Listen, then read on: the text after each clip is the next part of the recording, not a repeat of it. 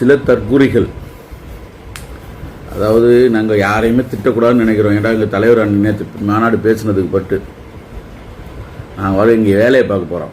அதாவது தலைவர் கொடுத்துருக்குற வேலை போதை ஒழிப்பு, சுற்றுச்சூழல், வருங்கால சந்ததியர்கள் எப்படி வாழ வேண்டும், எப்படி நல்லா இருக்கணும், அவங்களுக்கு எப்படி ஒரு நல்ல அடித்தளத்தை தமிழகத்தில் உருவாக்கி கொடுக்கணுங்கிற அந்த வேலையை தலைவர் கையில் எடுத்திருக்காரு. அந்த வேலையை செய்யறதுக்கு நாங்கள் ரெடி ஆகிட்டோம். வீத லீடர்ஸு அத்தனை பேரும் சும்மா இந்த பூட்டி வச்சுட்டு வந்து அவர் சொன்ன விஷயத்துக்கே மாற்றாக பேசுறது, அப்படி நிறைய விஷயங்களை கேவலமாக பேசிட்டு இருக்கீங்க. உங்களுக்கெல்லாம் புத்தியே இல்லை. எச் ராஜா பேசுறது, அவருக்கெல்லாம் அவர் மேலெல்லாம் நாங்கள் பெரிய மரியாதை வச்சுருக்கோம். அவர் பேசுனது சரி வேண்டாம், அவரை பற்றி பேச வேண்டாம், அவருக்குன்னு ஒரு மரியாதை இருக்குது. ஓகே, அவரை விட்டுடலாம். அதேமாரி நான்லாம் ரங்கராஜ் பாண்டே மேலே பெரிய மரியாதை வச்சுருக்கேன். நினைச்ச நேரத்துக்கு மாற்றி பேசுகிற விஷயமா இருக்கக்கூடாது. மிஸ்டர் ரங்கராஜ் பாண்டே, உங்களுடைய செயல் கேவலமாக இருக்குது. எனக்கு தெரிஞ்சு கேவலமான ஒரு ஒரு விமர்சனம். நீங்கள் அண்ணாமலையால் பாஜக வளர்ந்ததா, பாஜகவால் வளர்ந்ததா? ஏற்கனவே ஒருத்தர் கேட்டிருக்கிறவங்கள நல்லா கேட்டுக்கோ. தந்தி டிவியால் நீங்கள் வளர்ந்தீங்களா, உங்களால் தந்தி டிவி வளர்ந்ததா?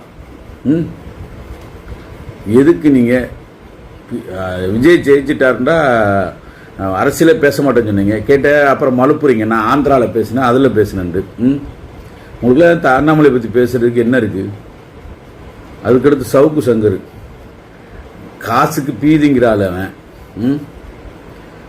உன்னை நரகத்தை வச்சு அடித்தாங்க, இன்னும் உனக்கு புத்தி வரல. ஆனால் நீங்கள் என்ன பேசுனா நாங்கள் உங்களை தொட மாட்டோம். ஏன்னா துஷ்டனை தொடரதே இல்லை, நரகத்தை தொடரதே இல்லை. நாங்கள் செய்ய போகிறதெல்லாம் நல்ல வேலைகளை செய்ய போகிறோம். அதனால் எங்கள் நேரத்தை அங்கே வீணடிக்க போகிறதில்ல. அடுத்து காங்கிரஸில் ஒருத்தர் பேசியிருக்காரு, வாணிக்கு தாக்கூரா. நீ எல்லாம் பேசுகிற, அதாவது என்ன சொல்கிறது, நீ பேசிக்கிட்டே தெரியும், பார்த்துக்கலாம் என்ன நடக்குதுன்னு பார்ப்போம். எங்களுடைய செயல்பாடு பாரு, நீங்கள் எல்லாம் ஒன்றுமே இருக்க மாட்டீங்க, ஜீரோ ஆக போகிறீங்க. ஓகேயா? நாங்கள் அரசியல் அதிகாரத்துக்காக மட்டும் இல்லை, முதல்ல மக்களுக்கு நல்லது செஞ்சுட்டு அப்புறம் அது மக்கள் அதிகாரம் கொடுத்தால் மட்டுமே செயல்படுவோம்.